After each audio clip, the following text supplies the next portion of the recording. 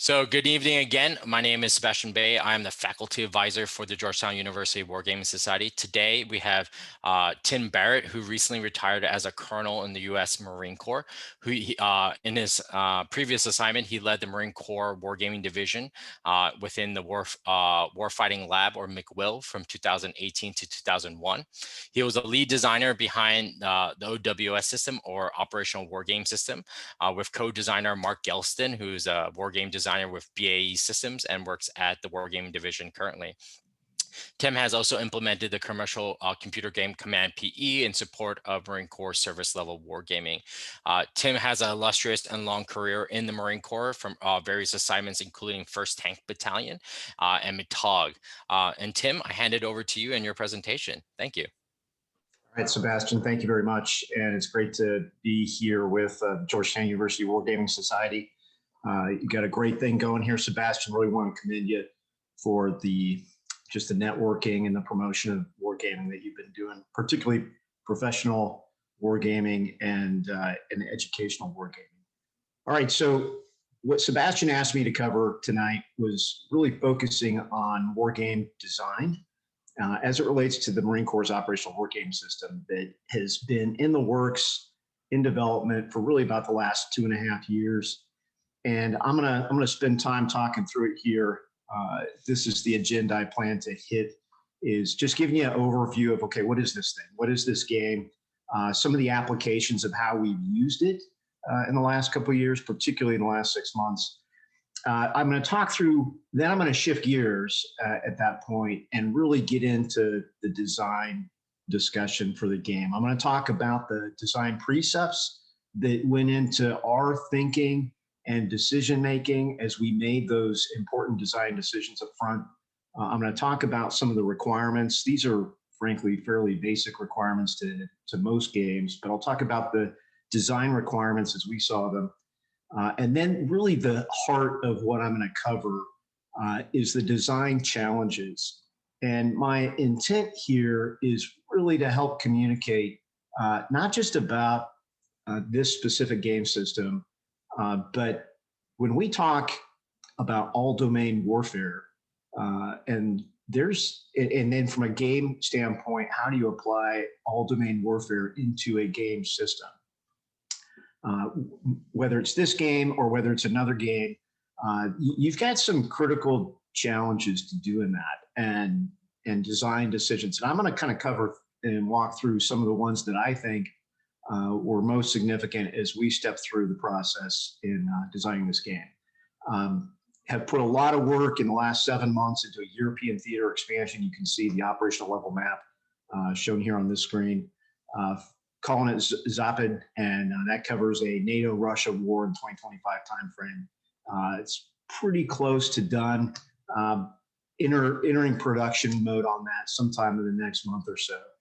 And I'll talk way ahead with respect to this game system, where we're going from here, and we'll hit Q&A. Now, I am going to pause at a few points during this for some Q&A. So my intent is to really get through some of the overview and the applications, covering the basics of the game and the design requirements. Then we'll pause for some Q&A. I'll get into the challenges, and probably halfway through the 7 challenges, we'll stop for some more Q&A. And then we'll do Q&A at the end. So there's just a lot to cover here, and we'll start stepping through. All right, so what is this game system? So this focus on the 2025 timeframe. It's a operational level war game. You can see the red bar at the bottom of the slide here. We settled on a game scale of 24 hours per turn.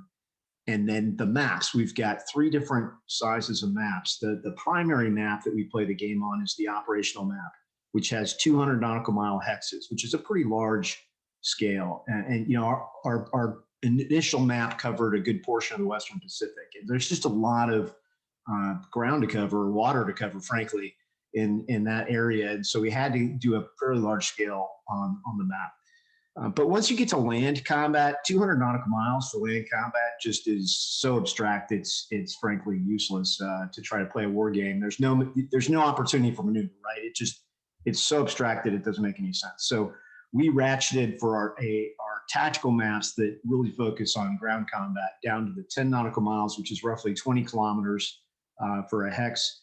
And then unit scale, we've got some counters on the Navy side that are like surface action groups, but then we also have individual ship counters. And as part of the Zapad expansion actually went to individual ships from frigates and even some of the Corvette size ships, individual ships on up. And one of the reasons for that was because in the European theater in particular, you end up with so many multinational surface action groups that trying to define in some detail, one surface action group versus another, there's so much variety there and differences in ship capabilities rather than creating just a generic surface action group, which could have done that, but opted for a greater level of detail there in doing individual ships in the European theater. So now going back to the Pacific theater and integrating more individual ship counters into that. On the ground side, it's really brigade level and even battalion level, and then aircraft squadron. So why did we do this? The bullet there says you developed to fill a gap in war game tools. And many of you, I'm sure, that are on this have surveyed the landscape of war games that cover contemporary and future conflict, particularly at the operational level, and that cover all domains. And there's not a lot out there. I would argue probably the number one game on the commercial market that is corresponding to this game system would be Mitchell Land's Next War series. And we looked at that and started down that road of trying to integrate as a commercial off-the-shelf war game tool, looked at that one, and it's got a lot of great features in it. And so we went down that path. We also looked at Compass Games' South China Sea and really liked the naval system in it and what that brings to the table. And what we ended up doing in trying to come up with the right tool for our requirements. And when I say our requirements, looking at the Marine Corps, from professional military education to future force development to operational headquarters planning. And we ended up creating a hybrid between those two game systems because, taking the land system from the Next War series, taking some of the naval and air system out of that South China Sea and trying to create a hybrid. And we did, and it worked.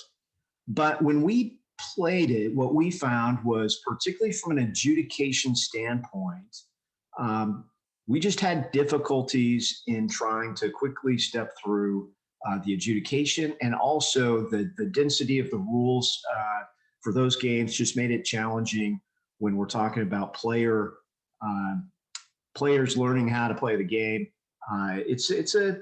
It's a high bar, in trying to get, especially if they're non-war gamers, trying to get them to understand game mechanics and what that game systems are. So we ended up, after kind of creating a hybrid, we decided we just had to create something from scratch and create our own system that really started over and implemented some precepts that really focused on ease of learning and rapid play. And I'll talk through how we did that. Have we been successful in that? I would say we've been successful to a degree, but there remain challenges, and I'm gonna talk about that and what some of those challenges are. So I'm gonna press on here. This is just giving you a glimpse of the game in action. This is the Assassin's Mace module, which was our first module. Shows you that map of the Western Pacific. This was actually our starting setup. Ran a game for the Marine Corps War College. We did a global war game where we used multiple theaters. This was the Pacific theater for that game, and our starting laydown that we handed to the students. So you can see the U.S. 7th Fleet is indicated on this graphic, showing where its major formations were. You can see the white counters on there, mostly air for Japanese, some naval units that were on there, but the red is China. And, I want to point out in particular the China EC fleet and the South Sea Fleet at the top of the South China Sea, and then just off the map we had the North Sea Fleet, and then a bunch of Chinese militia and submarines.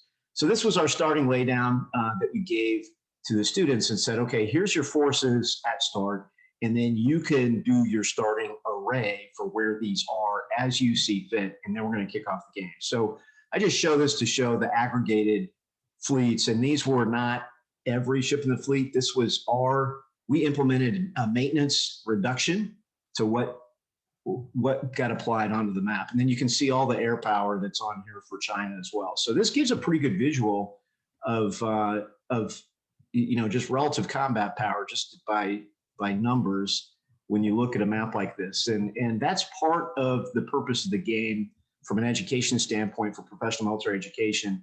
You see the distances here, 200 nautical miles per hex. This orange line that cuts through the Philippines and just to the east of Japan, this is the DF-21 range ring. And then the green line that's way out here by Guam, that's the DF-26 range ring. And so we put those on the map, directly on the map, just to help new players to understand that, hey, when you cross this green line, you can get hit by DF-26s. When you cross this orange line, now you add to that DF-21s. And then, of course, there's H-6 bomber strikes that can be thrown out there. But just that visual helps players who are not familiar, particularly with like some of Chinese capabilities, as they orient on the map. It just helped them, more quickly understand the situation and some of the decision making that they needed to make going into this. So we've used this. This covers some of the applications here on the game, and we've done some beta testing. Army Futures Command has been looking a lot at this game and is going to use it in a game coming up here in August. This was a beta test we did with Zopid with them.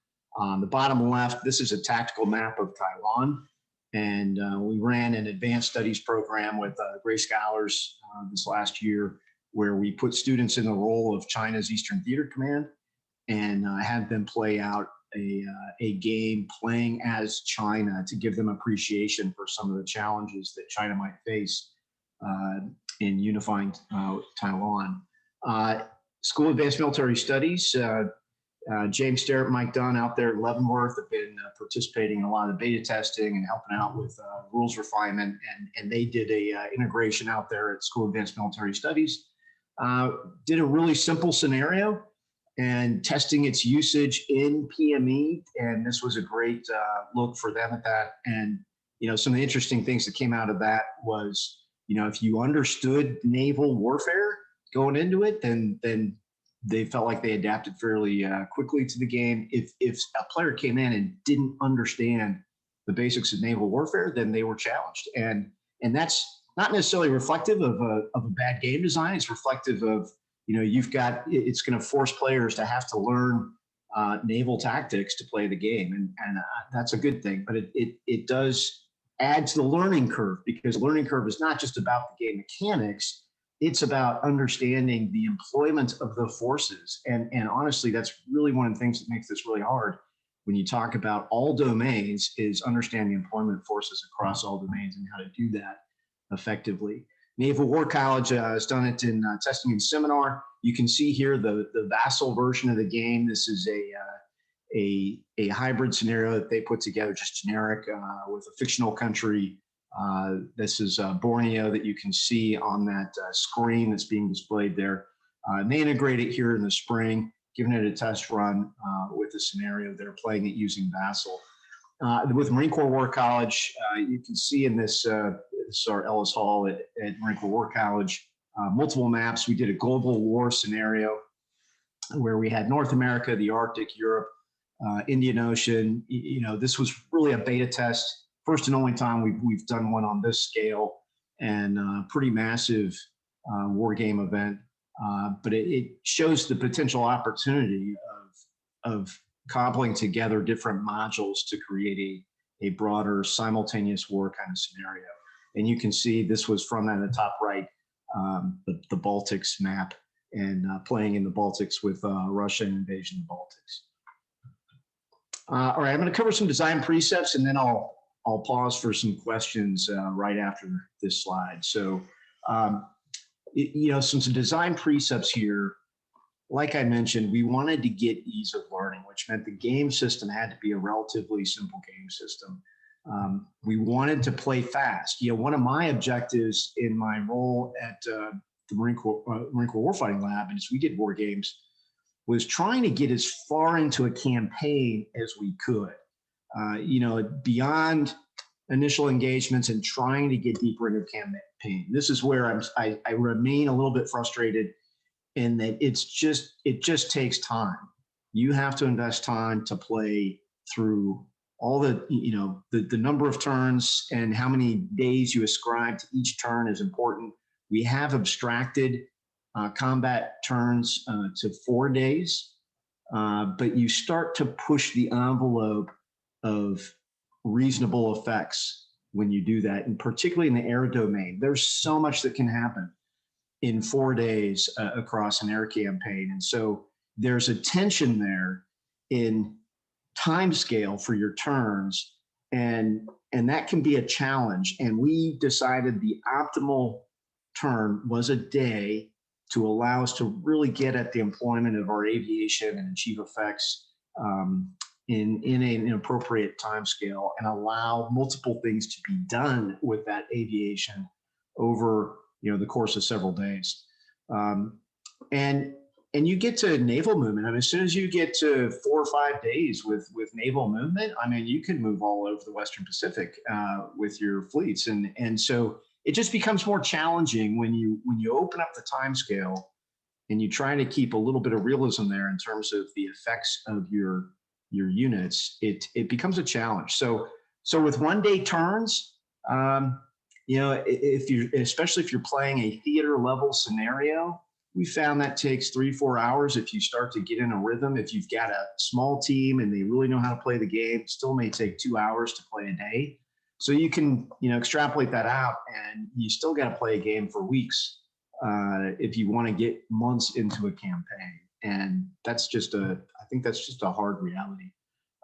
All domain operations, we wanted to incorporate all domains, and this gets to the educational aspect. If you were to boil down a side in this game and then put a hat on that player, I would say that is a Joint Task Force commander.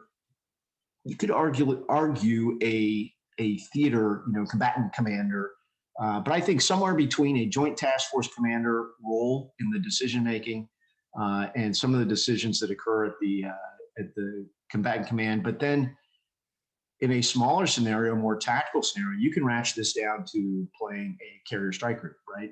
But either way, we want to include all domains, and we're going operational level, tactical level. You could argue, I think it depends on the scenario where you reside. Are you tactical or are you operational? And then we wanted to really try to simulate the critical aspects of modern war and try to elicit what are the critical operational decisions regarding force employment that a modern day Joint Task Force commander, and you could put that down into the component commands as well, the land component commander, the maritime commander, the air commander. What are the critical operational decisions that they have to make regarding force employment? That's what we were going for here with this game. What are those decisions? And then try to play those decisions out so the players can see the effects and the impacts of those decisions, the consequences, see how that shapes the situation, and then come back and make more decisions. And so that required a simulation of, to some degree across the domains, to play out those decisions and then to allow opportunity to make further decisions. So what's in red there on this slide is, for all game design, any game, this is huge. And I would say we come up against this all the time. Realism is in constant tension with playability. And when you try to have a game system that has all the domains in it, you are challenged from a playability standpoint right off the bat.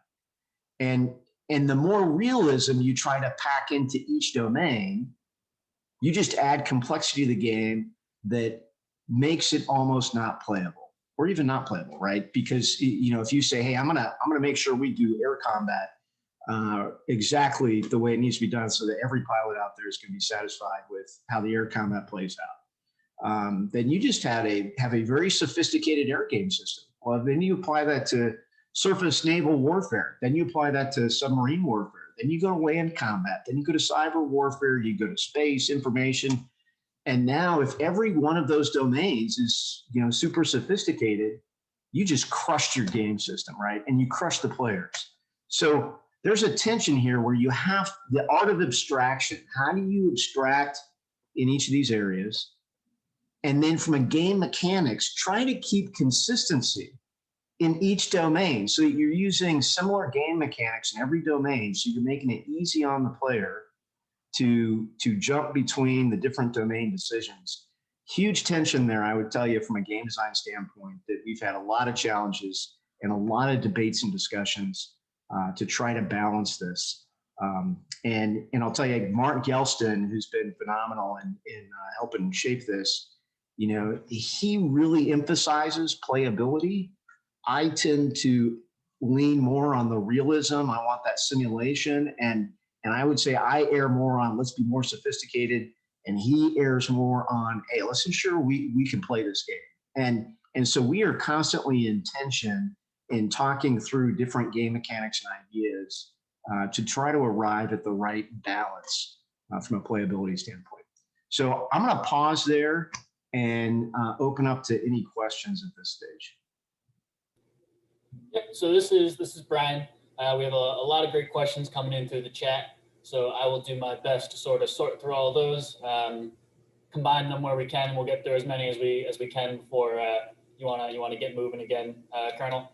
And then if we have time, maybe at the very end, we can come back to any that we missed. So yeah, go ahead. Yep. So the first couple are on availability of the game. So John asks, will Assassin's Mace and Zapad be available to the public? And Brian M, I'm just going to combine this in there, also asks if there would be any value in making these games broadly available, and then collecting the campaign data as a means to source non-conventional strategies that might prove valuable. Yeah, great question. So right now, the game is not available commercially. We are still at the stage of trying to get it produced and distributed inside the defense enterprise. So we are still at the very early stages of this game and its incorporation across the key stakeholders that we're targeting. So this is, a lot of this is still beta testing. And from a game production standpoint, it's been a very limited production run. So our first priority right now is to get this in the hands of our defense enterprise customers and stakeholders to make sure that they've got it and can use it. So that's our first priority. We have had discussions. So within the defense enterprise, if you fit within that category, and I would include a number of our allies in that as well, and we've had great participation and contribution from Australia, UK, Canada, from their professional war gamers contributing to some of our beta testing. So our intention this fall, as we go into the second edition of Assassin's Mace and then the first edition of Zapad, is to focus on the professional audience to get it in their hands. And then moving forward, we'll see. We've had discussions about the commercial side. That's a significant decision point in debate.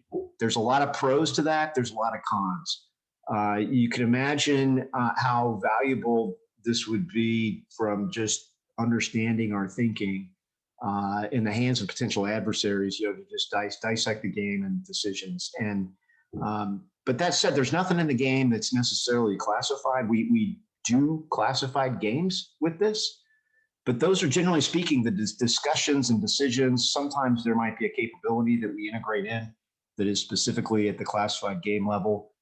But everything in here is open source information, and then game mechanics that are abstracted and frankly simplified. So it's not necessarily that there's anything classified in the game. It just speaks to all domain warfare and thinking. So we may get there because there's huge advantages to getting in the hands of a lot more folks on throughout the wargaming community, and I say that from the commercial side. So we'll see. I would say certainly not probably in the next 6 to 12 months. It's not going to come out in the commercial sector. And if it did, we would have to meet a higher threshold of game design to be able to put it out there in the commercial sector. We've taken a lot of shortcuts, and like even with like the game box comes with the counters, and then the maps are PDF. They're big. The rules we distribute by PDF, and we would be really challenged to create a commercial game. We would have to narrow down a scenario to a small scenario so that we could fit counters, maps, rules, all the standard game pieces in a game box. We would have to create a very small scale scenario that we could distribute. Maybe we'll do that, and we'll see. So, but not to that decision point yet. Awesome. Thank you. Thank you very much. Great answer. Next, we have a lot of questions coming in on adjudication. So we have a couple people asking, who determines who wins during an engagement, whether it's ship to ship or, the relative effectiveness of different units.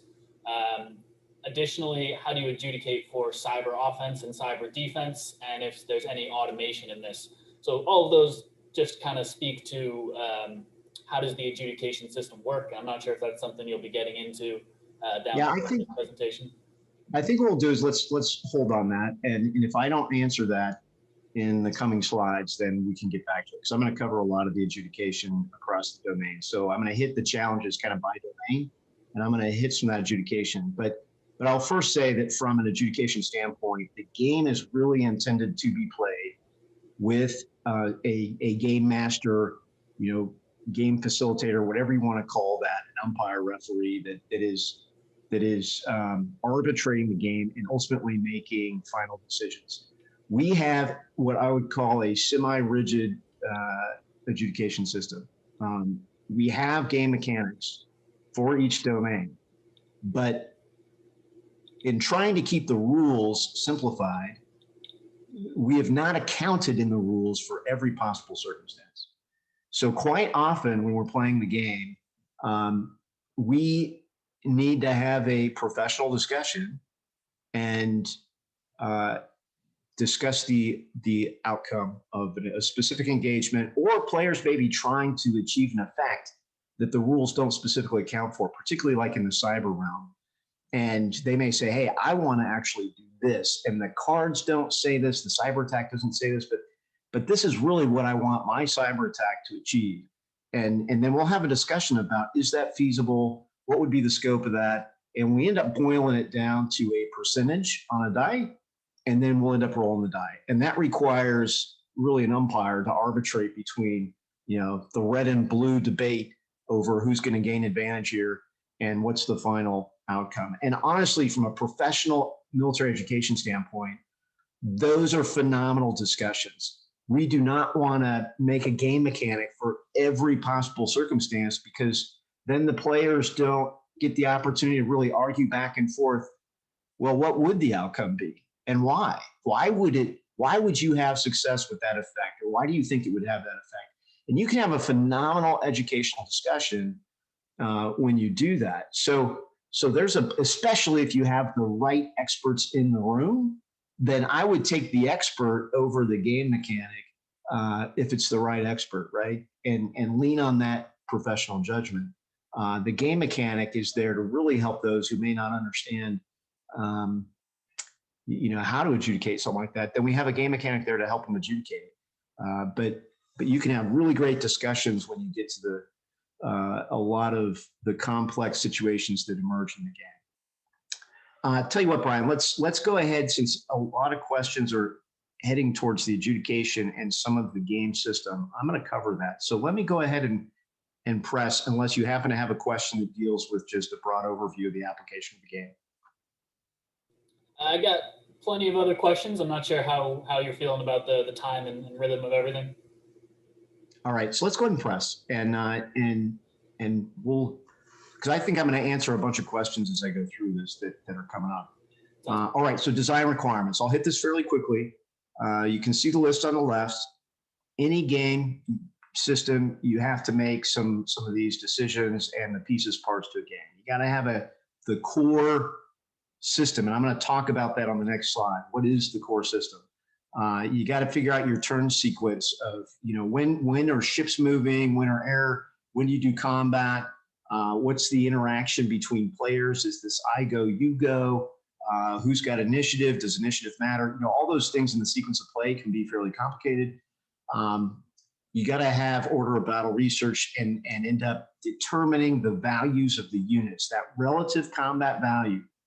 That's a huge part of this in determining, okay, we have a dice system in this game that I'm going to talk about. So does that missile get a 12-sided die, or does it get an 8-sided die or 10?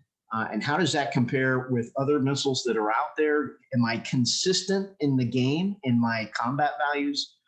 Those are important decisions in the game design. You got to have maps. I talked about that, that support the game, your counters, your markers that go on them.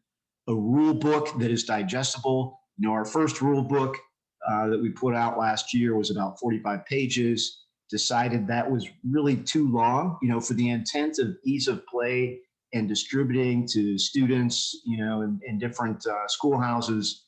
That was too high a bar. And so set out to really trim down the rules to something basic and more digestible and simplified. And we're down to about 22 pages of content in the rules, but then you run the risk of you don't cover all that you need to cover. But you got to make that barrier to entry. You want to make that as low as possible, and a rule book is a key place for that. Player aids, continue to work on player aids that help speed play, understand play. We do have a Vassal module for this game. And then just starting to produce tutorial videos. Got a plan for 7 tutorial videos. Got the first 2 done right now, and continuing to work on that. Let me hit the basic game system. So this is the core of the game, and it's a dice promotion demotion game mechanic. So you can see here on the right hand side of the slide that if we've given a unit a 10-sided die as its basic capability. And then something creates advantage for that unit, whether it's terrain, it may be cyber, maybe some combination of effects gives it advantage. Then we would promote that attack to a 12-sided die. And if it needs multiple promotions, then it could go up to a 20 as the highest. In the same vein, if there's, it's attacking into urban terrain, it might get 2 demotions. So it may start like a mechanized unit might have a 10-sided die for its attack capability. If it's going into urban area, it might be a double demotion, and now it's a 6-sided die. And what happens is you go up against a defense value. You can see this J20 here that has a shield with a 7 on it. So that's its defense number, and the attacker has to roll equal to or greater than the defense number to achieve a hit. In this case, this F-35B has a 12-sided die attack capability, and it has to roll a 7 or better to get a hit. When you look at the probability table, which is this is kind of the heart of the game here. You look at a 12-sided die and you go to a 7, that's a 50% probability of being able to get a hit. And if you promote that 12 to a 16, you now go to a 63. If you promote it to a 20, you're now at a 70%. So this is the heart of the game. And then the other important thing here that really kind of blew me away, this was not my idea. This was one of the guys from the team. One of the days when we were doing this, he said, hey, we ought to standardize the color of the dice in the game box. And so that, and on the counters, right? So that if you say it's a D10, it's always green. And if it's a D12, it's always blue. And at first, I didn't think that was, that big a deal. I was like, well, I don't know that it really matters. I mean, I generally can tell the difference between a 6-sided die and an 8-sided die. But then once we did it, it blew me away. It was like one of the best features of the game was simply standardizing the color of the dice. Because if you have a non-war gamer coming up to the table, he's not familiar with the different, especially when you get to like 16, 12, and 20-sided dice, and even the differences between the 10 and 12, they may not know. So now we don't necessarily say, hey, you're rolling D10. It's like, hey, grab 3 green dice, roll, right? And then they start to learn the differences here as the more they play the game, which is better, and getting up to the white D20 is your best shot, right? So that was actually an awesome game design feature, was just standardizing the color of the dice. And then this promotion demotion is a core game mechanic, and trying to apply this and be consistent across all the domains is the heart of the game system. All right, I'm going to get into challenges now. So I talked about, this all, that red line there, all domain warfare versus ease of play, and then you take that to a theater level game. It's a monster game. But for a professional schoolhouse, I mean, you're talking, the war colleges, you're talking command and staff colleges. If you're doing games somewhere in the world that are waging theater level combat across all domains, I would like to think that that is occurring in our war colleges and command and staff colleges. That if it's going to happen anywhere, that it could happen there.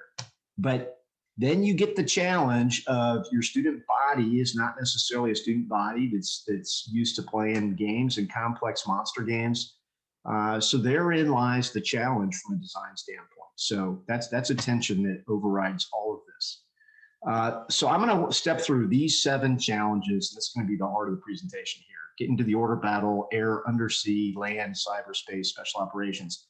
I'm not covering the naval surface domain. I certainly could, but this just gets to the duration of this talk and how much I could get into. And Sebastian, wanted me to focus on those areas that I thought might be of most interest. And there's certainly a lot in the naval surface domain, but there's a lot in these other ones also to cover. All right, first, design challenge number 1, order of battle.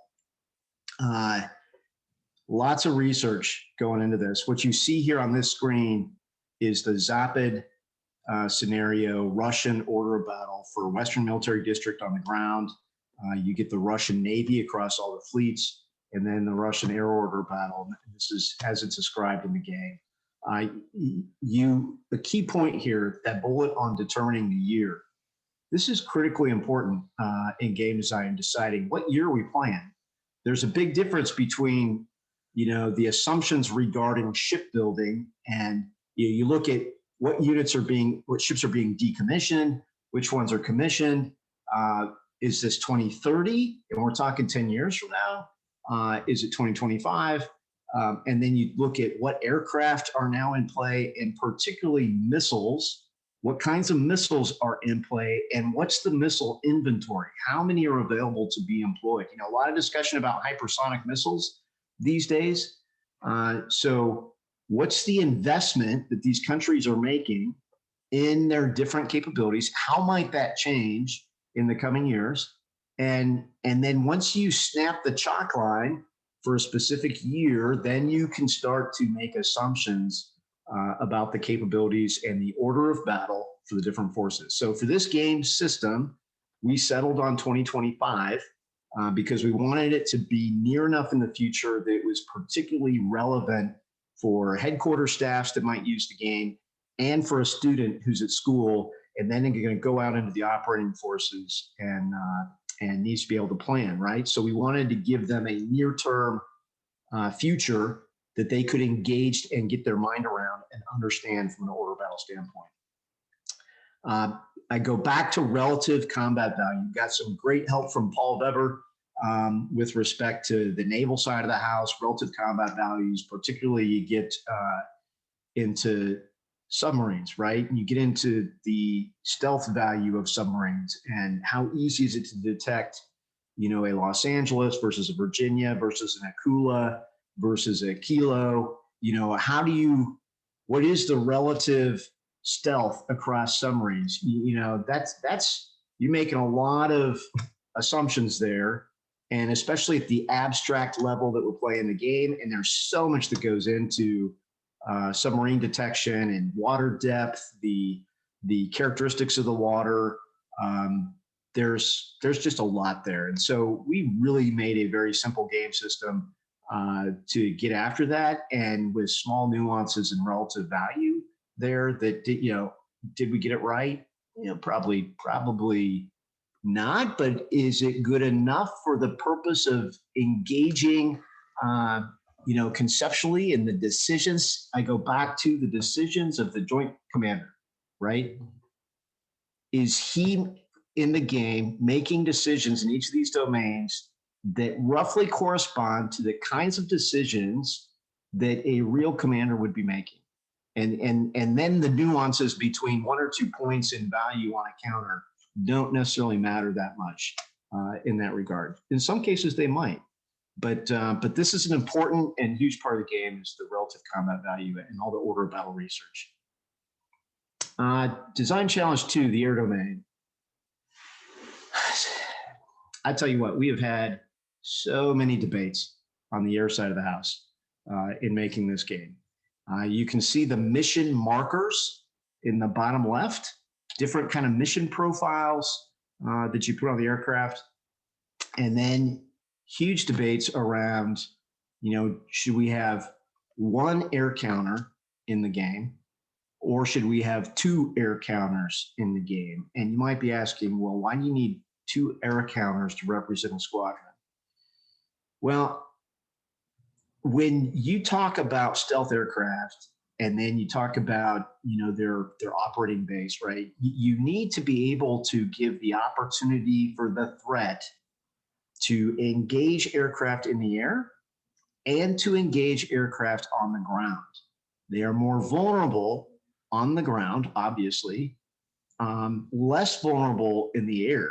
So if you have a game design where they only have the opportunity to engage the aircraft in the air, then you're not accurately reflecting the decision-making and the targeting process, the reconnaissance and targeting kill chain of modern combat, if you're not giving them an opportunity to potentially engage those aircraft on the ground. But then you can't just leave them on the ground and just apply a radius of effect, because once you commit it, particularly if you look at like the Western Pacific, if you're going to put a squadron into a defensive, combat air patrol profile over a 24-hour period, then it's generating sorties over time. And so this counter, this mission counter, we call it, which is the one you see here, particularly shown on the slide, that may only be 2 to 4, maybe 6 aircraft being represented at any given time in the air is what that's representing. And then you've got a green counter. You see it hidden underneath these counters that are stacked. That's the rest of the squadron at the base, the headquarters, the maintenance part of the squadron, those aircraft that are not being flown at the moment. So we ground the squadron somewhere on the map at a base, and then you put the mission marker where you want it to fly and achieve its effects. And then that gets into combat radius, et cetera.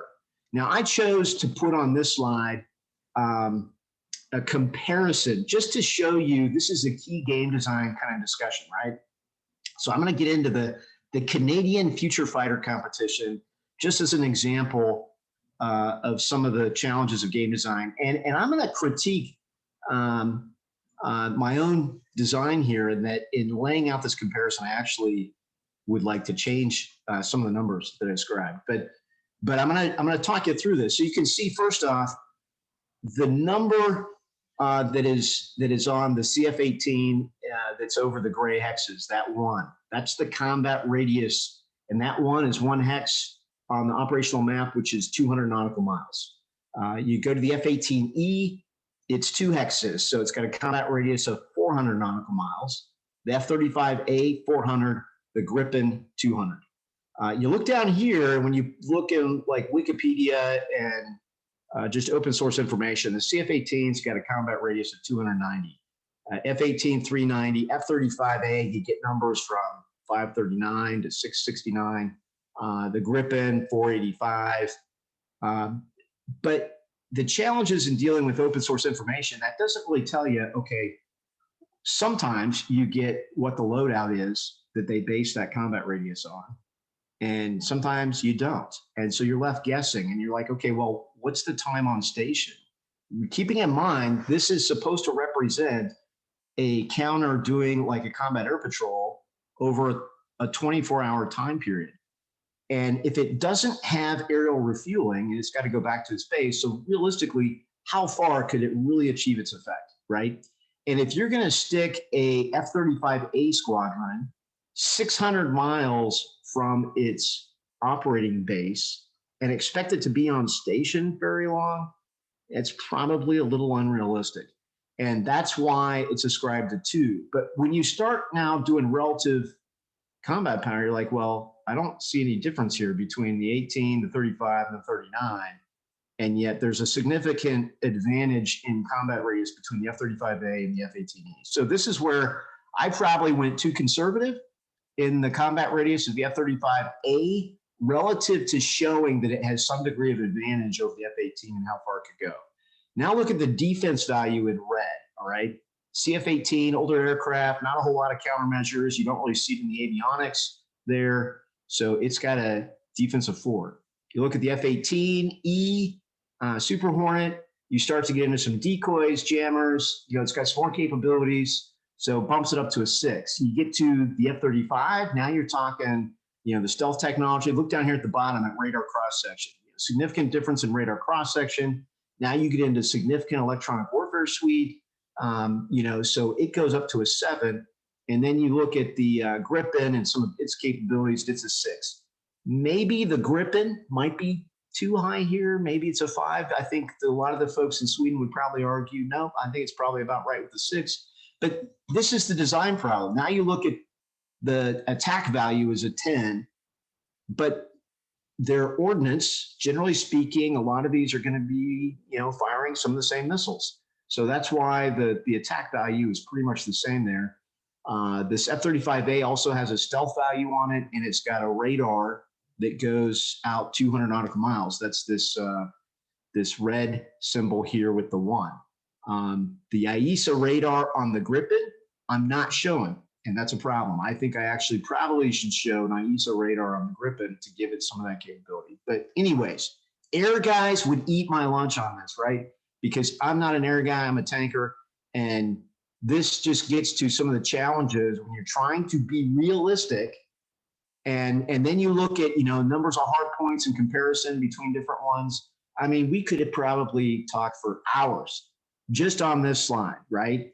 And on the relative comparison of these different counters and how I ascribe the values to try to represent the different capabilities. So if you're Canada and you're looking at this and you're like, trying to use this game to help inform your future fighter decision, it doesn't necessarily help you between a Super Hornet and a Gripen because they're exactly the same in their values. And then you look at the F-35A and it's got better defense, it's got stealth, it's got better radar. It's like, oh yeah, that's going to perform better in the game overall. So, and all of these are significant step forward off of the CF-18 from a relative value. So I'm going to just hold, hopefully that got into a bunch of the air side discussion and you get a better appreciation for the game system in that regard. And I'm going to move on to the undersea domain.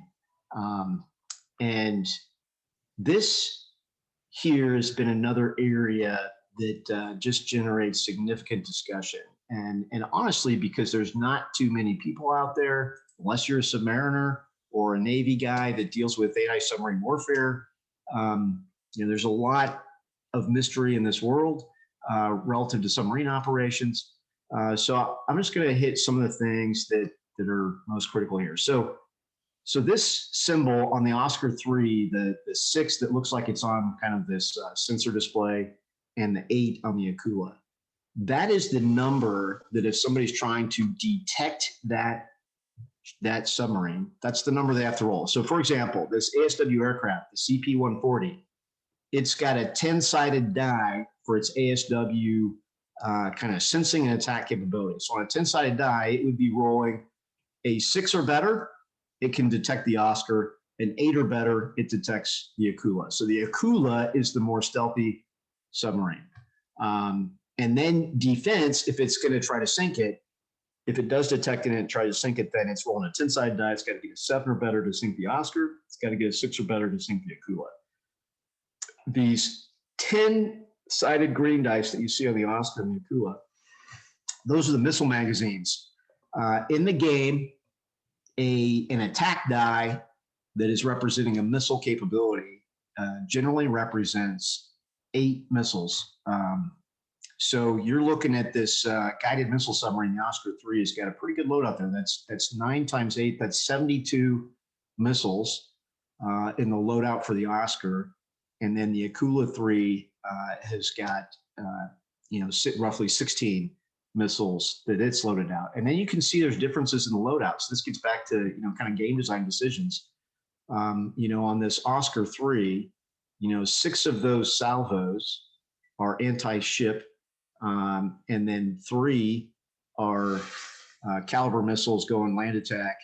And so what is the mix? So I've actually got several different Oscar III counters that players can choose from based on their mission profile of do they want a heavy anti-ship mix? Do they want a heavy land attack mix? And so created some options there. So some of the ships that have a lot of missile magazine capacity, there's multiple counters in order to give the players some missile loadout decision opportunity space. And then some like the Akula III, every counter that's an Akula III just looks this way. It's got the anti-ship mode.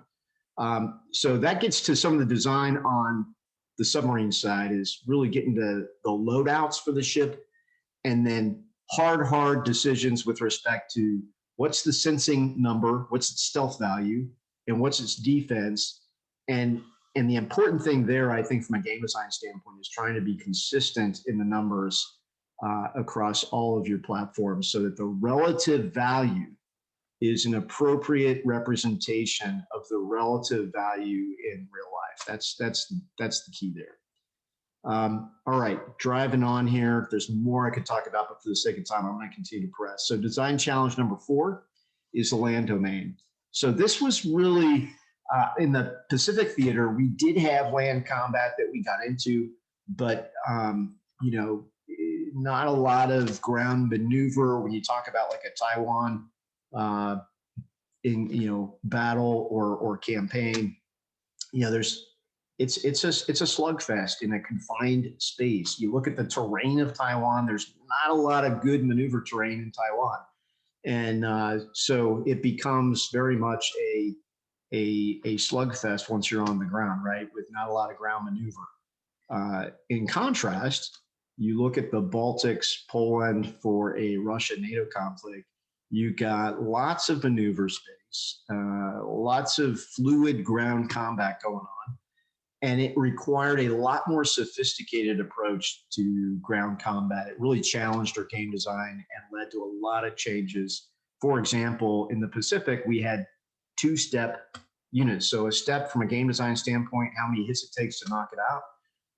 We started out just, when you flip a counter over, that makes for an easy, number of steps. 2 on one side, 1 on the other, and that's gone, right? That's the simplest. Most games have 2-step units. So we had 2 steps, and this is a design piece here. The Marine Corps, generally speaking, operates at the battalion level. Like when we've got the Muse out there, it's a battalion landing team. And when you talk about distributed operations, you start talking about units down at the company level, even platoon level, and trying to keep an aggregated regimental counter in 1 hex on this tactical map for the Marine Corps just didn't really represent accurately how we fight. It might, like in a major great power conflict, we might aggregate all together into a, 10 nautical mile, 20-kilometer frontage for a regiment. But then again, we might not. And when you talk about force flow, a lot of times that might be at the battalion level. So really wanted to represent Marine Corps units at the battalion level. In a two-step brigade, though, that means your battalion counters of one step are 50% of the strength of a brigade. And that's just unrealistic, right? That overpowers the battalion relative to the brigade. So ended up going to a three-step brigade to represent kind of a standard 3-battalion brigade. And in doing the order of battle mix, if it's in real life, actually a 4-maneuver battalion brigade, we've created the option in the game to break down your brigades to the battalion level. So that obviously from a design standpoint increases the number of counters in the game by a lot, right? Because now you can trade out brigades for 3 or 4 battalions, and you just increase your counter counts and have going. But from a waging modern warfare, particularly from a Marine Corps standpoint, it was an important decision to better model how we fight and deploy units. Headquarters capabilities needed to represent their resourcing of their subordinate units, the command and control that they provide, and the ability to apply information operations effects in support of it. You can see here on this slide, this is the 2nd Guards Motorized Rifle Division headquarters. I'm kind of using the mouse to circle it here, and you can see a little bit of some of the symbology surrounding some of the IO effects, and it's got here an active passive countermeasure. This gets into some of the IO capabilities that we have in the game. And this gets to its signature. It's focused on hiding, and it's got decoys and defensive countermeasures that are helping protect and hide that headquarters. It has played that on, and it has opportunity to play 2 effects in a turn. So it is chosen in this example to play the countermeasures, and then it's employed over here, signals intelligence and electromagnetic support ops, to give a promotion to any ISR detection attempts on this VJTF battle group that's sitting here in Latvia. So any ISR attempts to detect it are promoted, and then any strikes against that unit are promoted, going back to the dice mechanics. So the headquarters effect here, this headquarters is helping to focus ISR on finding this unit. It is doing some self-protection, and then simultaneously with detecting that unit, it's going to help enhance the lethality of any strikes against that unit. So we get into artillery rockets effects, munitions constraints, really some design decisions. Do the artillery reset every turn automatically, or do you need to track that degree of munitions down to that level? We made the decision no. Artillery units automatically resupply at the end of the turn, obviously unless they're isolated and cut off. But that resets. But we are counting. So there's a decision that we made in terms of like Iskander missiles. Those are specifically tracked by salvo, and you need to resupply and move those missiles on the map. So certain munitions, we decided meet a threshold that we are going to track them by salvo and keep track of how many each side has, and when they're gone, and they can't resupply them anymore. So those are some of the munitions constraint, really important one for PGMs, but deciding which ones are critical was key. What we have not yet done, like on the air side, we're not tracking air-to-air missiles. And I know on the Air Force side, that's something that would be very important to them, but they could, it could certainly easily be added to the game, and we probably will in time. But right now, we're really only tracking, particularly things like Tomahawk missiles, LRASMs, Iskanders, your hypersonic missiles. Those are the kind of things that we're tracking, DF-21s, 26s. Terrain, try to model the ISR strike complex, get the air support interdiction, you start to get the true quality discussions. All in all, what I found was, I think that the land domain has the most complex environment in terms of the numbers of effects that need to be accounted for and applied. And we ended up creating what we call the ground combat abacus here, where you work through your modifiers. Unfortunately, this is where we had to depart from our design preset. We were trying not to do any combat charts, but on the ground side, it was becoming too much to keep track of in my head. And I was getting confused. And so recognized that we had to incorporate some kind of chart to help us adjudicate ground combat and keep track of all the promotions, demotions, and end up settling on, okay, what is the overall promotion or demotion? You can see this chart at the bottom right and how we just step through all these potential modifiers and end up determining the net sum and then cross-correlate that with the terrain to determine what the promotion demotion is for that unit. It was getting pretty complicated. We found that this helped tremendously and simplified our adjudication of ground combat a lot. And it's still hard, but it's good. It's good enough. I think it's probably the best we could come up with at this stage to have a simple enough adjudication method for ground combat. Cyber domain. All right, this has been kind of wide open from a design standpoint, and really encourage that second bullet there, player imagination.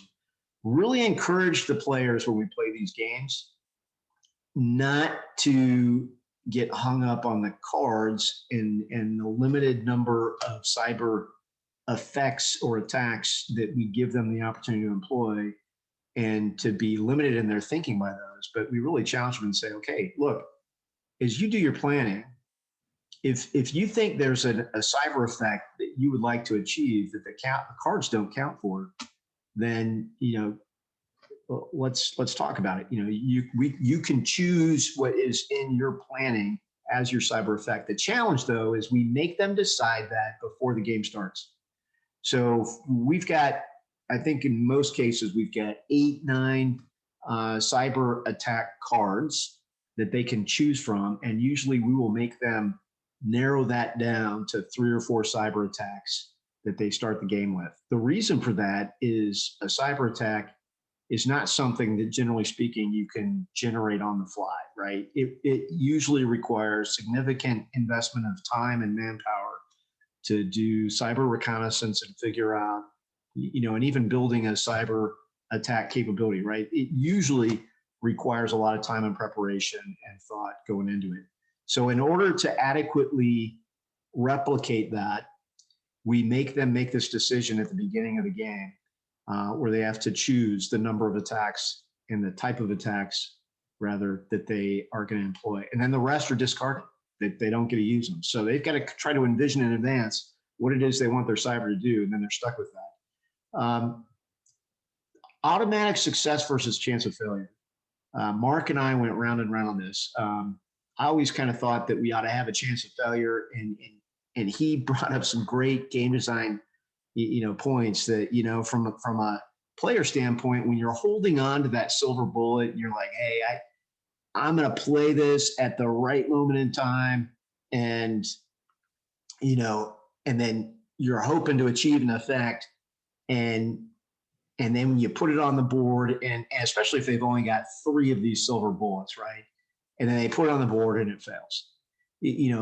Then what's the takeaway? Then they start going, this ain't gonna work, right? And they get disappointed in it. And so we just had discussions about the psychological impact in terms of, this is our simplification of cyber attacks.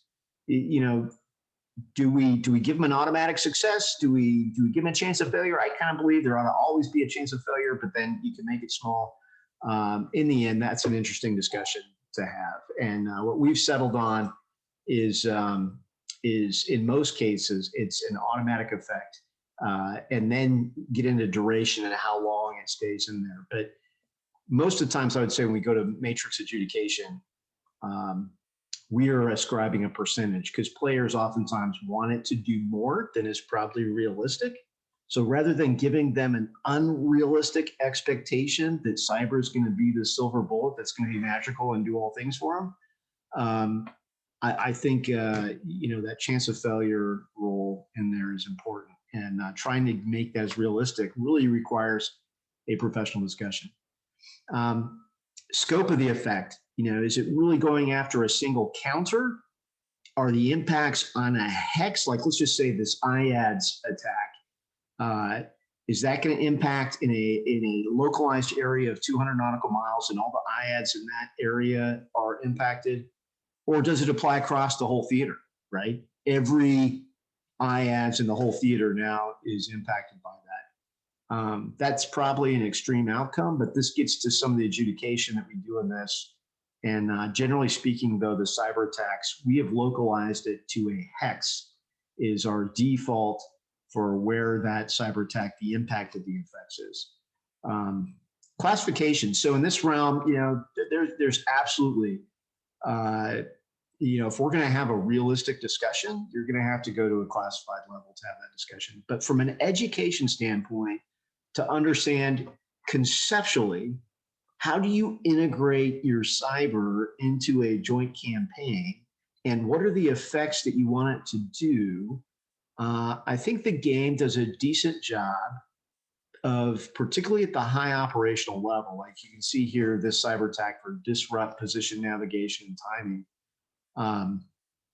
That would be a space, impact there. That's a pretty high level decision and effect in that process. And so, and what impact does that have if your position, navigation, timing gets disrupted? What impact does that have in a campaign? So, you can talk open source and just say, hey, in the game, it demotes all attacks across the board 1, right? That's just an abstract conceptual showing that you achieved an effect, and it's represented in the game by all your stuff is degraded.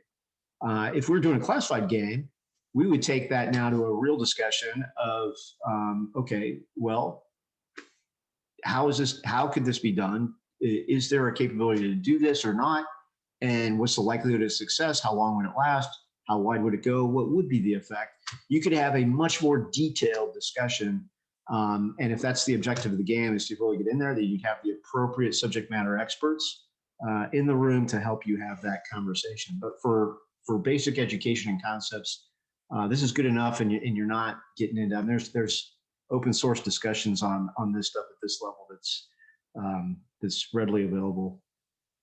All right, space. So this is one that for me has been a fascinating aspect of design and a challenge here, and really some recent. I mean, we're talking what you see here, the space capability dashboard. That got generated only last month after 2 years of game design. And 2 years ago, I had an Air Force general in a game. He made a comment to me. He's like, and this was not what this game is, actually the hybrid game that we had put together. And he said, hey, you've got space, boiled down to like a single counter here in this game. And he's like, if we on the Air Force side tried to boil down land to a single counter, you would laugh at us and tell us you're way too abstracted. And he's like, you've got to put more nuance into your space layer of the game and better model it to show, just like on the ground side, you've got different capabilities that do different things. He's like, you've got to have a space game layer that is similarly represented. All right, so I'm not a space guy, but have done a lot of discussions on this, and there's a bunch of stuff out there, open source that talks about different things. And so right now in the game, we have boiled down space capabilities into 3 types of capabilities. The communications command and control constellation, your position, navigation, timing constellation, and then your surveillance reconnaissance constellation. And you have some satellites that are multifunctional, but then you've got some that are, dedicated to these different mission profiles.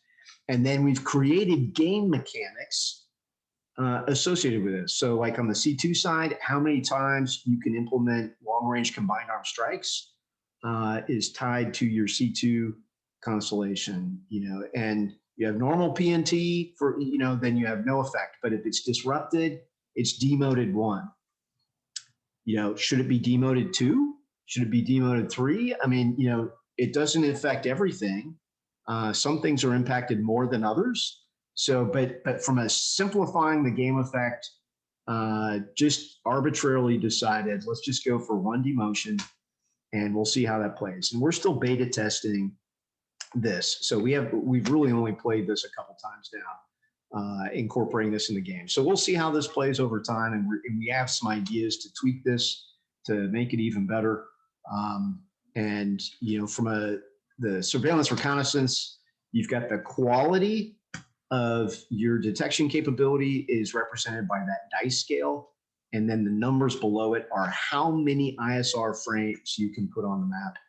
And so if that gets degraded, it's both a capability and capacity standpoint. I'm sure this generated bunches of questions, and I know there's probably tons of questions out there. So what I'm going to do at this point, I'm just going to keep going to the end, and then we'll spend the rest of the time in Q&A, and I'm going to step quickly through the rest of this.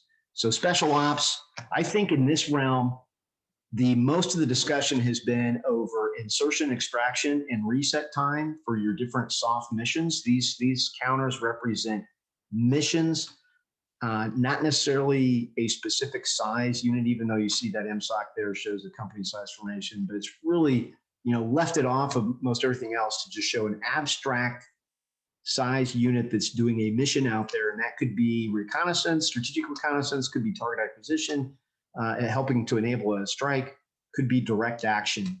Then you get to, how would you model a campaign with the little green men effect, right? How is that played out? And still working on this as part of the Zopid game in particular.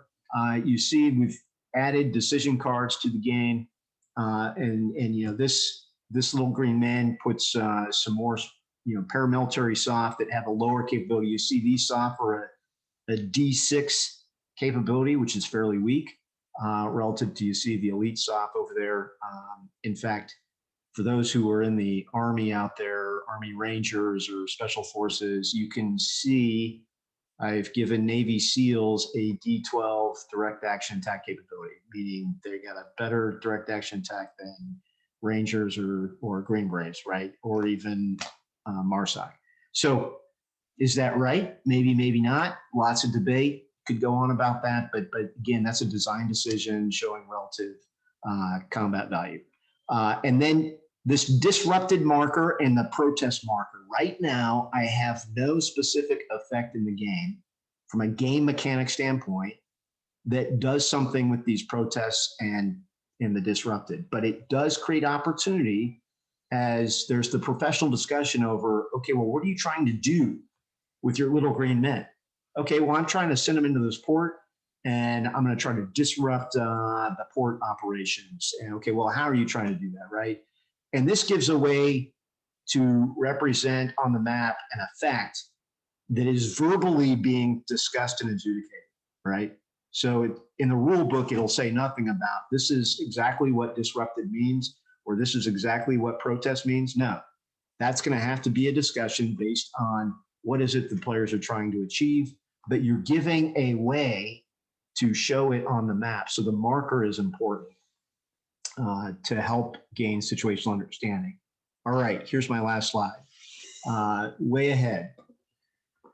Okay, so for Assassin's Mace in the Pacific, going to work on a second edition of the counters that incorporates a lot of the changes that the Zopid expansion has triggered, such as the single ship counters for things like Liu Yangs and Jankais and Arleigh Burkes, and particularly taking the ground units from 2-step ground units for the brigade to 3-step ground units. So got to go back and overhaul the Pacific Theater to get it up to speed on the game design. Because we're very limited in the counters in the box, there are not very many allied counters in the base Assassin's Mace box. So need to get a lot more counters out there for like Taiwan, Japan, Philippines, Vietnam. So There will probably be an allied expansion box that has the counters for those countries in it. Australia as well in that, but we did include some of the Australian counters in the base edition, as well as a small number of Japanese ones.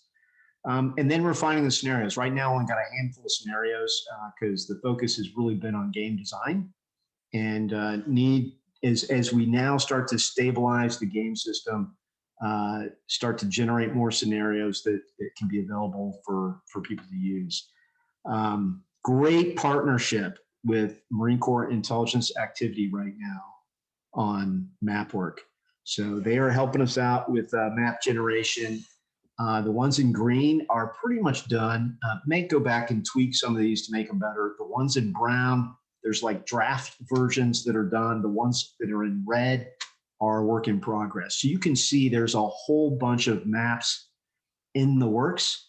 As a matter of fact, today I got the latest Strait of Hormuz map pushed to me that MCIA had made in support of this game effort, and they're doing a phenomenal job. So Northern Norway is close to done. They got Ukraine in the works. Northern West Pacific with really centered on Japan and going all the way up as close to like Alaska as we can. That one's in the works as well. So you can see the goal here is try and generate the map library for the game. Zopid coming out hard copy here sometime in the next couple months. Right now, Marine Corps Association and Foundation is funding the production effort for this game through donor money, and have been phenomenally supportive of enhancing wargaming across professional military education and across particularly the Marine Corps headquarters.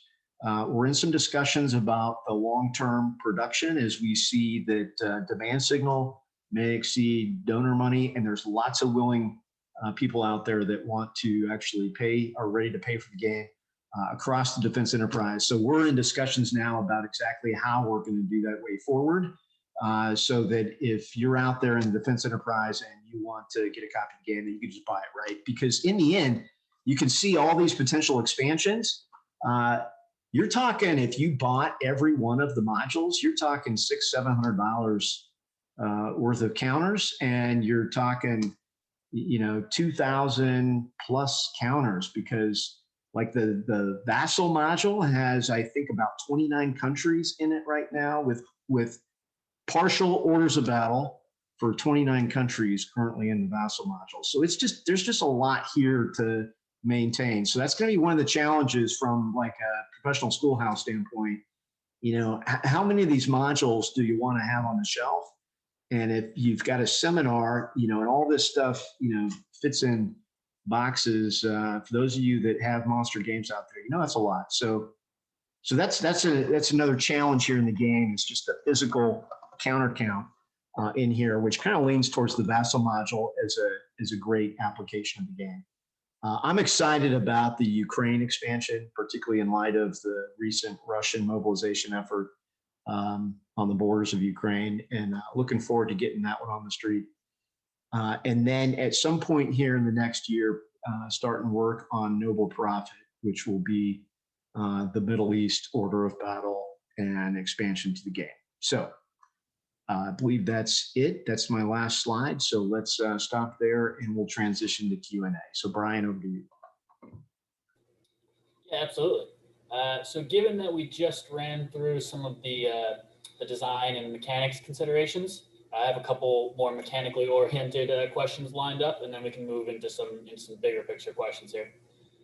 So the first one I have is, a while back you were talking about extrapolating over the next few years and timeframes, like what types of missiles would be available and in what amounts. But Mac would also like to know, do you apply that same timescale extrapolation to spatial features and map design? So for instance, islands and airfields in the South China Sea that don't exist today, but might very well exist in 2025? It's a great point. I'd have to say the answer is no. We are very rudimentary, I would say, in our map work, in the sense that they're looking primarily from a mapping standpoint at existing terrain data that's out there and geography that they have. And so most of the, I would say all the map work that's being done right now primarily centers on a today state of the world.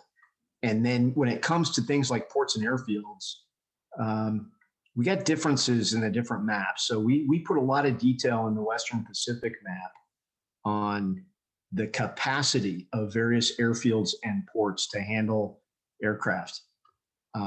As we shifted to the European theater, you know, Western Europe is just loaded with airfields, right? And trying to properly replicate on the map all the airfield capacity, I just decided it was too much, and you'd have just a really complicated map. And so we just said, hey, if you're in Western Europe, you can generate air. There's not really a limit there in terms of how many air counters you could put in a 200 nautical mile hex.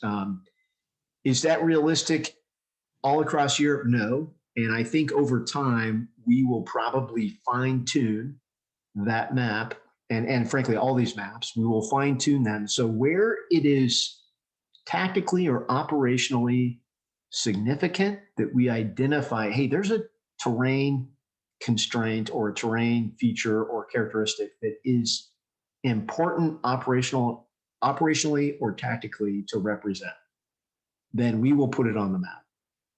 Otherwise, if it's not something that is of that kind of significance, then we will probably just abstract it and you won't see it there. So it's a great question.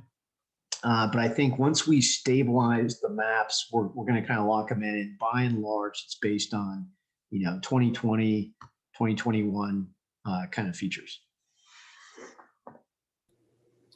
Awesome. The next question is from Matthew Sacra, who'd like to know, does the game include any economic, so trade, resource spending, or diplomatic alliances, treaties, elements of power, or is it solely focused on the military and informational elements?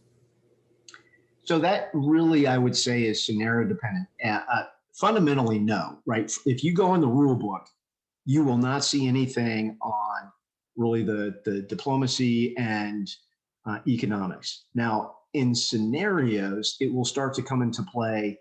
Not economics. Right now, there's really no economic play in the game, which is problematic, right? I mean, when you're talking about, waging a theater level war, at some point you have to, especially if you're trying to get after a protracted war, right, which really is going to start to get into economic impacts and implications.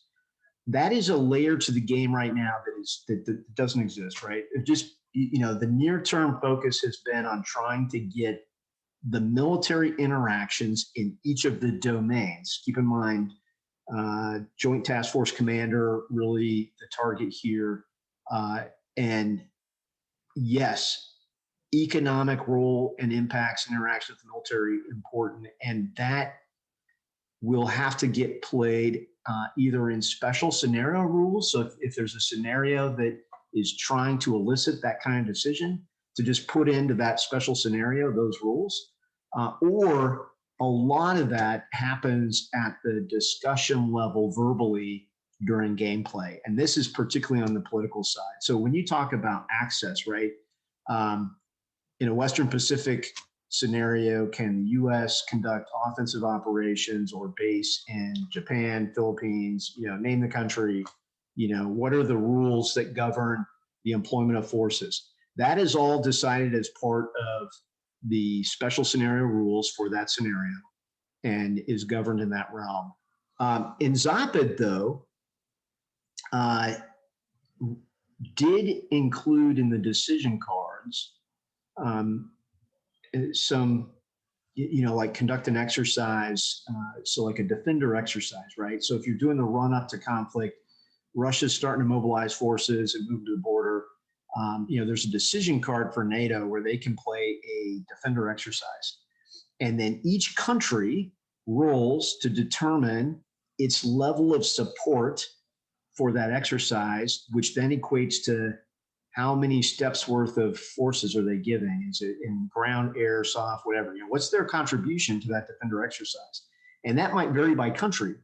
And then, you gave Russia some influence points, so they could target specific countries in NATO and say, hey, I want to try to influence, for example, Germany. And that becomes a negative or a demo. It's not a demotion in this case. It's just, we have a chart that says you roll on this chart and here's the force contribution. And so the influence points from Russia can be played against like Germany, and that impacts the die roll for their force contribution to the defender exercise. And then we have a similar card for the Article 5 trigger that then goes through each country to determine its level of support for NATO in Article 5 and how much force they're going to carve out from their national assets to give to the NATO mission in that regard. So in ZOPID, we started to incorporate some ways where the political dynamics are reflected as it relates to force contribution, and then access as part of special scenario rules. And then any of that can be discussed by player discussion and adjudication of effects. For example, if you're trying to use soft to do certain things that may impact politically. The economic one, though, that's hard. And, you know, we've got transportation networks are incorporated into the game to a degree, and you can target those and impact those, and as it relates to the movement of forces. But we're not there yet with respect to, you know, if you want to do a blockade versus a country and then try to figure out in the game what the impacts of that blockade are, we do not have anything built out for that at this stage. It's an important one, particularly strategically, but we're not there yet. Thank you. Great answer. And I'm actually going to follow up on that with a great question that just came in from Paul Summit. So are there any considerations for social or humanitarian impacts? So refugees, famine, disease, genocide, you know, does that factor into anyone's thinking, and is there a mechanism for that in the game? Yes and no. So I would put that in the same category here as this disrupted protests that we did for the Little Green Men, right? That having a marker for it, and as we get further, I don't think right now we have a refugee marker, but that's purely because we just haven't got to that depth to generate it. So there's a lot of, as we particularly get into urban operations, you know, having, you know, how do you account for the impact of civilians? And there's, I mean, I used to teach that class at the Marine Corps Tactics and Operations Group. So definitely understand the significant role and impact of civilians that play in the environment. But from a game design standpoint, we're not there yet. But I think when we do get there, it's going to be very similar to the disrupted and protests kind of marker, where we will create a marker that you can put on a map, and then through, you know, game master decision making, you decide what the impact is on the game, because there's just so much there. And you could put that in some special scenario rules where, you know, you've got I don't know, you know, some kind of impact on the operations that you have to think through there to deal with that. But I think it would boil down to what is the scenario you're playing? What's the objective? What's the purpose of the game that you're playing? And if from a PME standpoint, if you're trying to really replicate, you know, the interaction with civilians, I think the important thing is creating a marker that you can represent on the map to give that visual to trigger the discussion, and then the game master is ultimately going to have to decide what is the impact in the game from a game mechanic standpoint. All right. The next question here, you may have covered when you were talking about mechanics, but I'm not sure, so I'm going to go ahead and ask it. Are strategic assets like tankers or AWACS treated as discrete units or abstracted as buffs or upgrades for squadrons or aircraft? No, so we have them as counters in the game that are air missions, and they have limited number and that they can employ.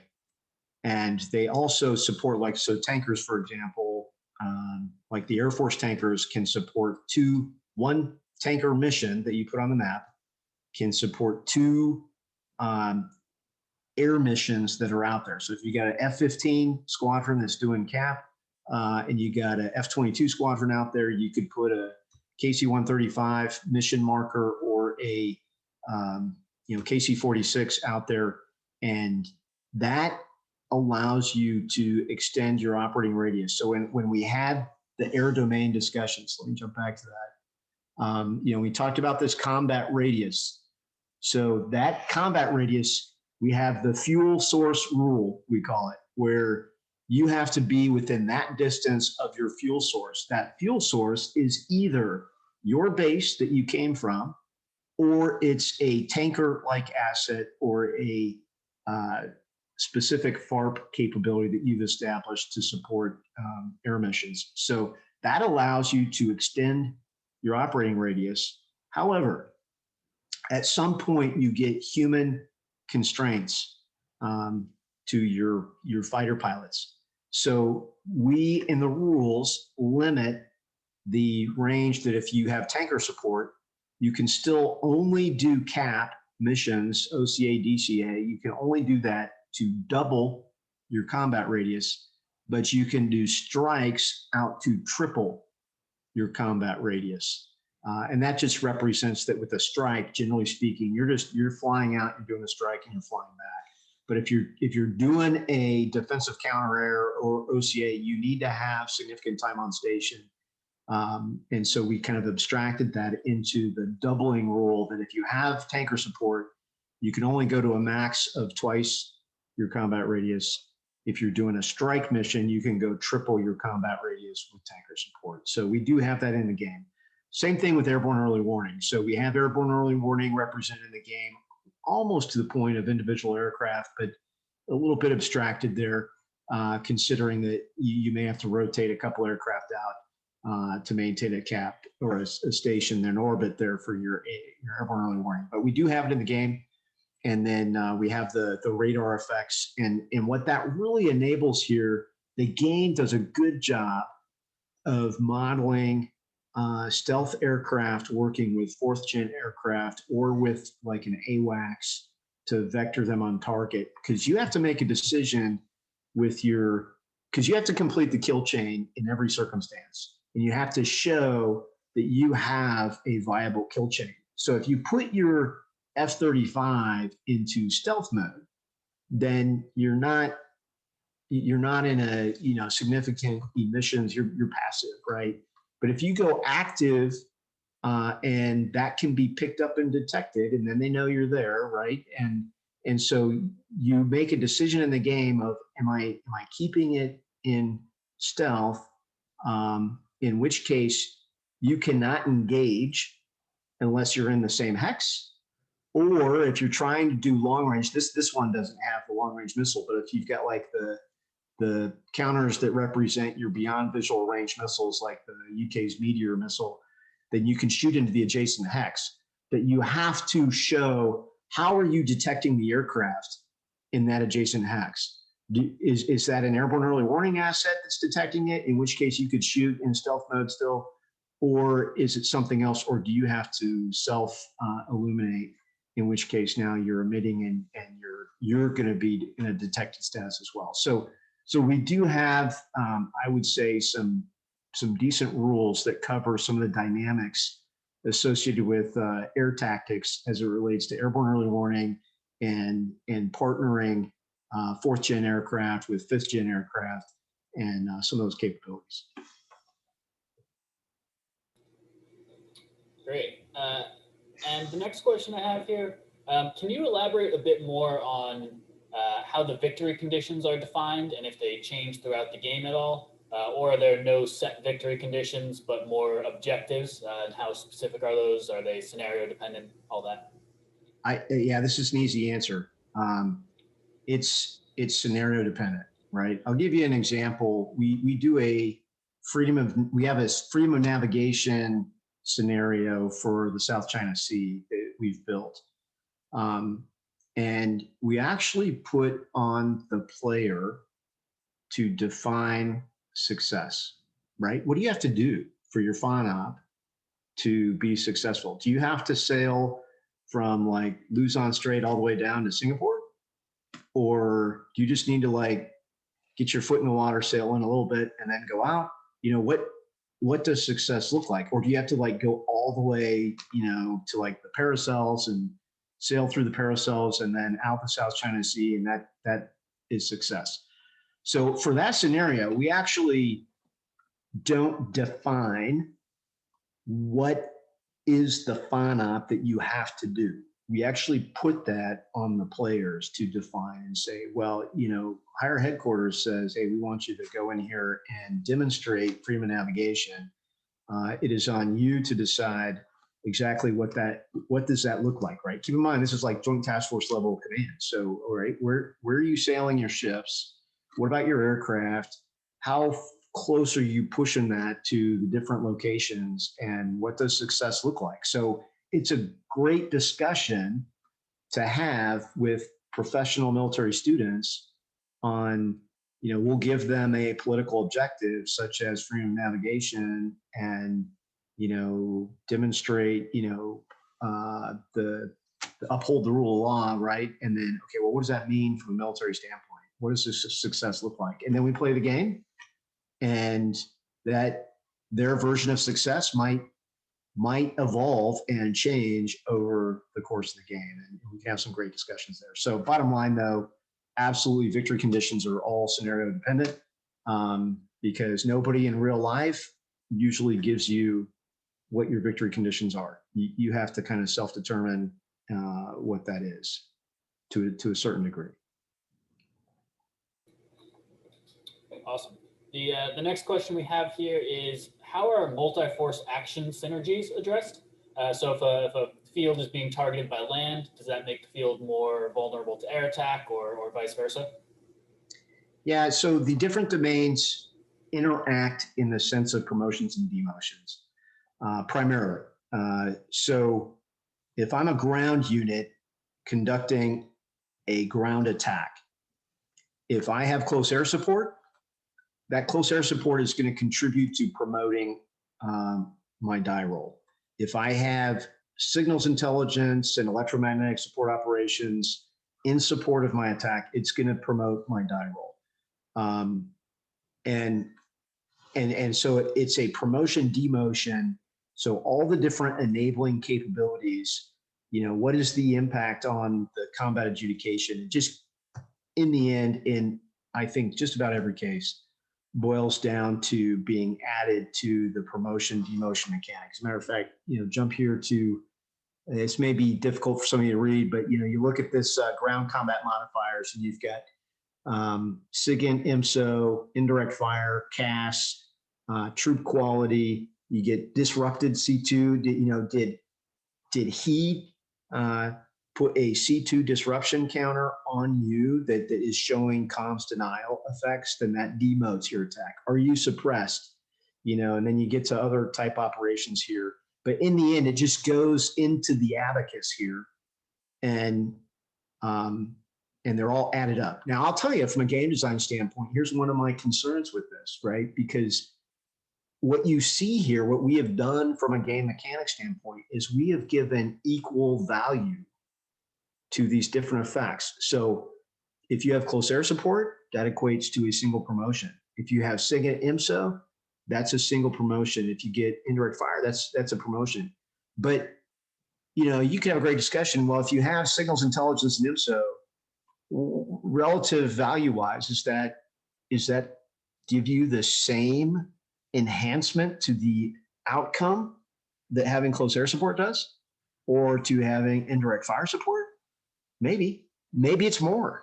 Maybe not. But it is really this. You can see this kind of levels the playing field, that all these different potential factors become somewhat equally weighted in the adjudication. I'm not thrilled about that. I would really rather have more sophisticated nuance, but it's already complicated, right? I get people telling me, hey, this is getting really complicated, right?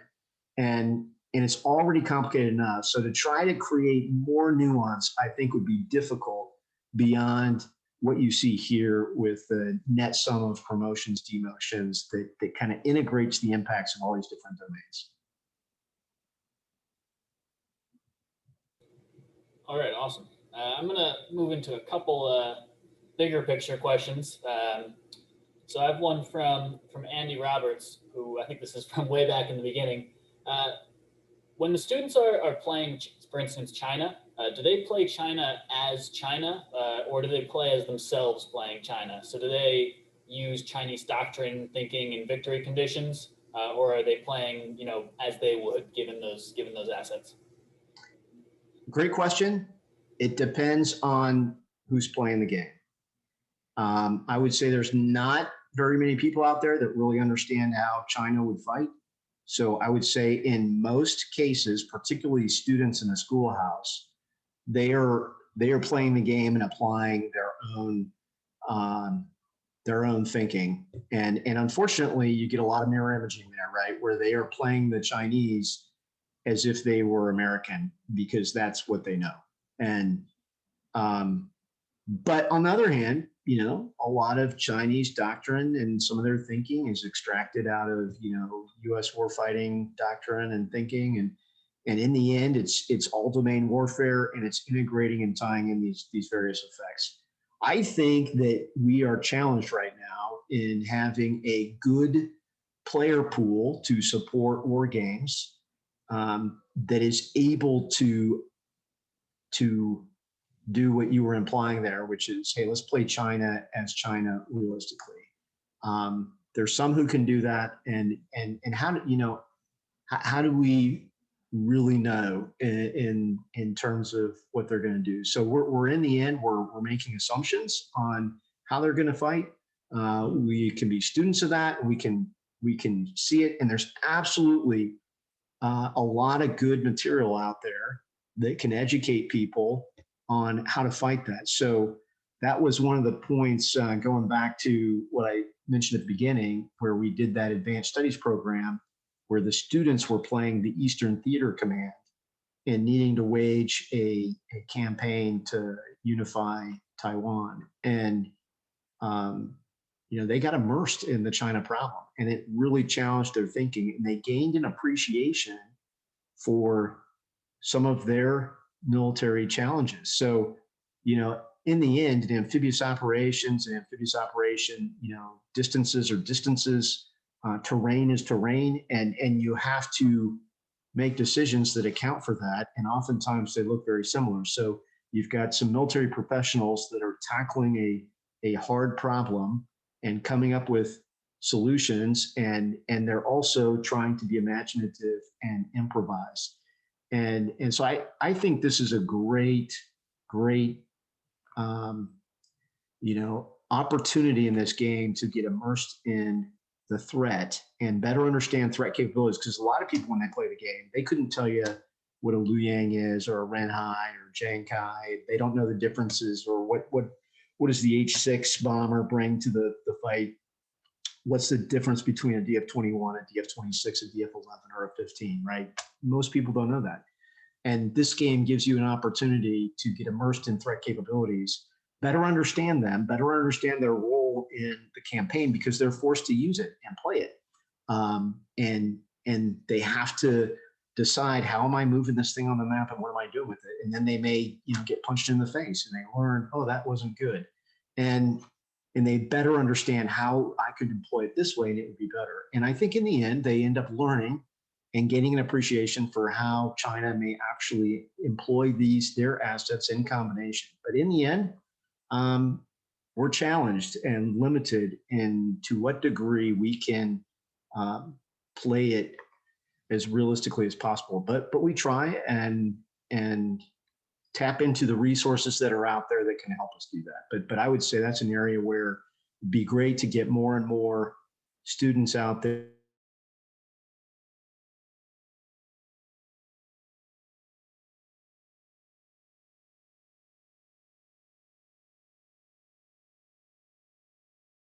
they're trained up and focused in many ways how the Russians would fight. And we had experts across the different services that could play that role effectively. We're not quite to that level of expertise today that we had back then relative to playing red.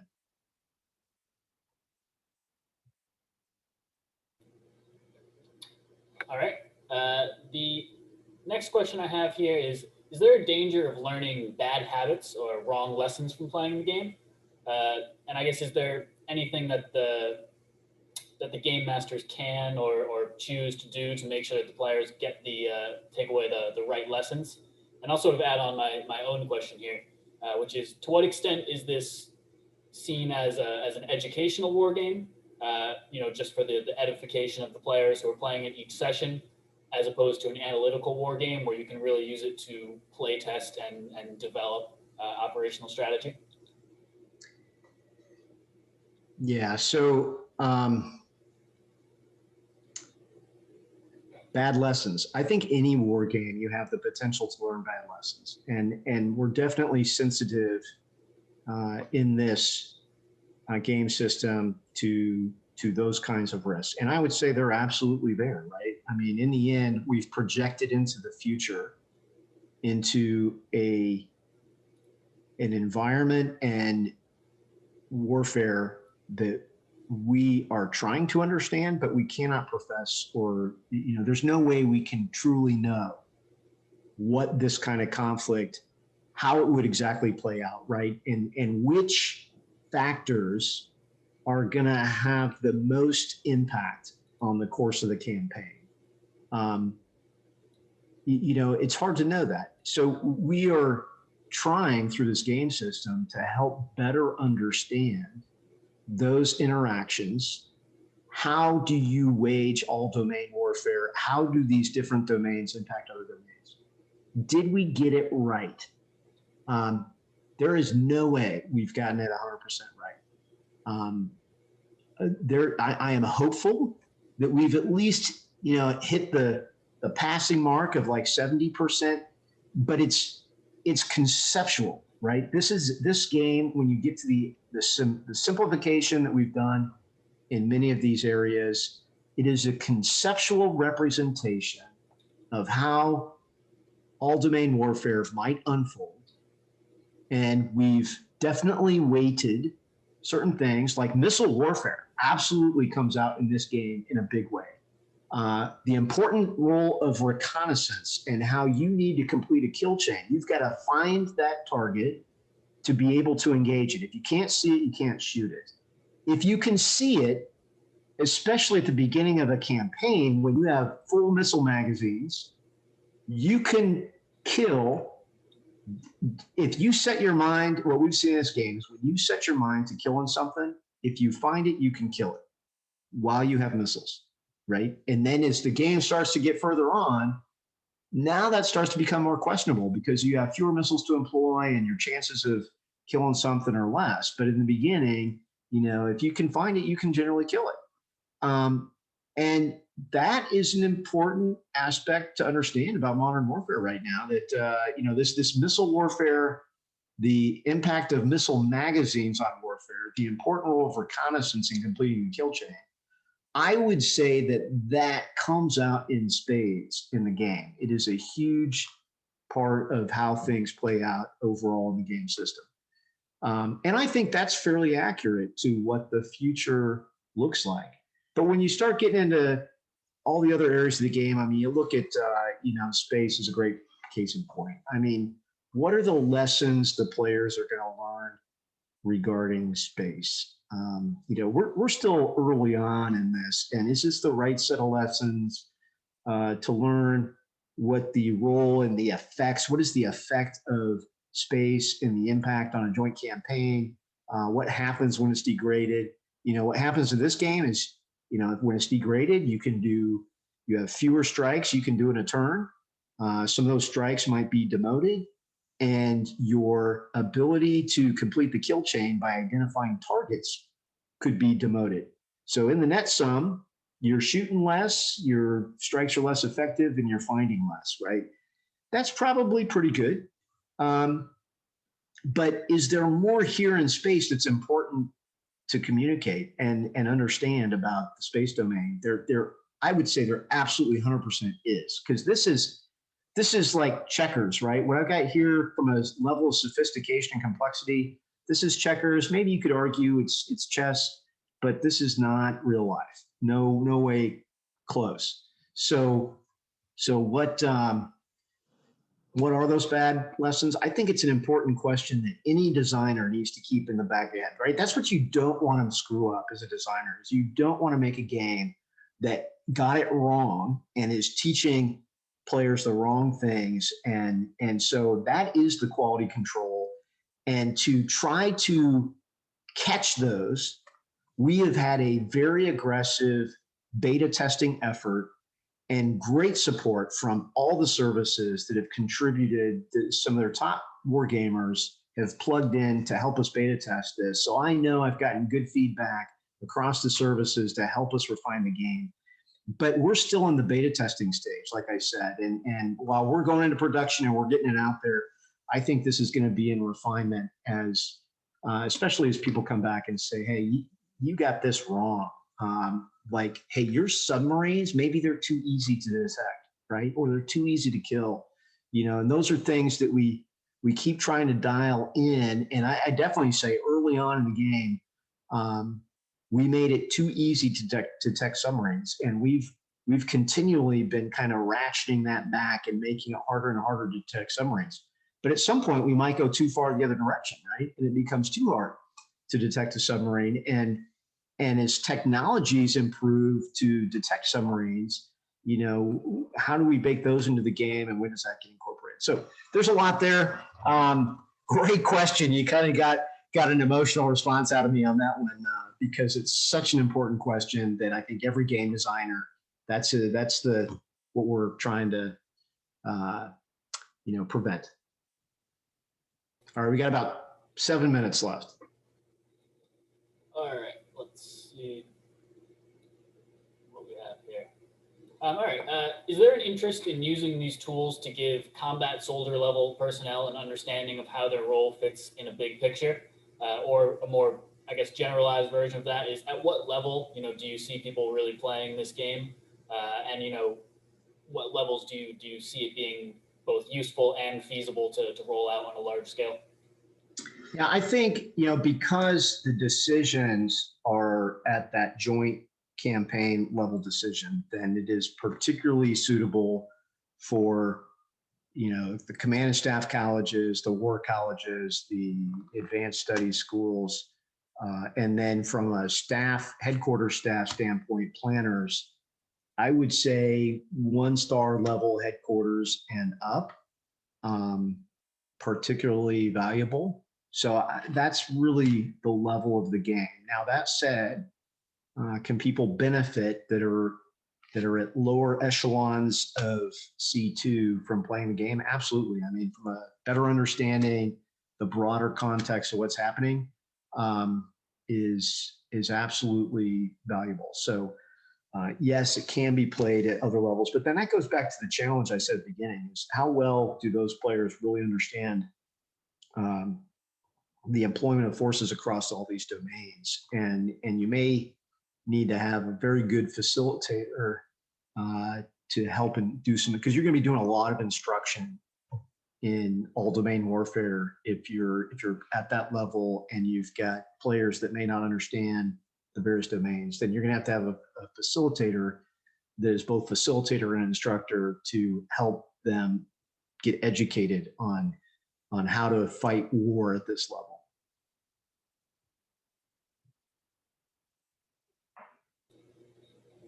Great. And then, since we're coming up on time here, I will end with this question. I think it should be an interesting one. What are the advantages or disadvantages of each of the service branches creating their own war game systems, as opposed to having a shared, consistent war game resource across all of the branches? Or do you even think that would be feasible? Yeah, so I'm gonna answer that. You'd asked a question, I didn't actually get to it, where you'd said, "Is this does this contribute to analysis?" And I'm going to answer this question both of those, because I think they relate.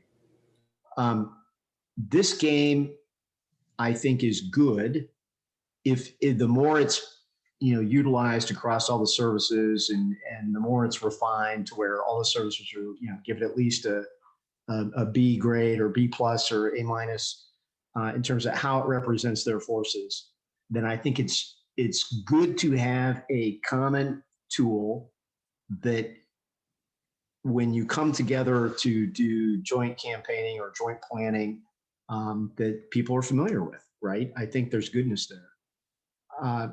But that said, this game really hits conceptually across the board and really helps educate the players. But then when you want to get to a higher degree of fidelity and understanding in a specific domain, the specific tactics of those forces, the specific system capabilities, weapon capabilities, sensors, when you're talking about future force development or operational planning, and you're at the service or component level where you're really focused in on a specific domain, then you really need a different game that is functionally focused and domain focused to get at the questions that you have and the analytic questions that you have.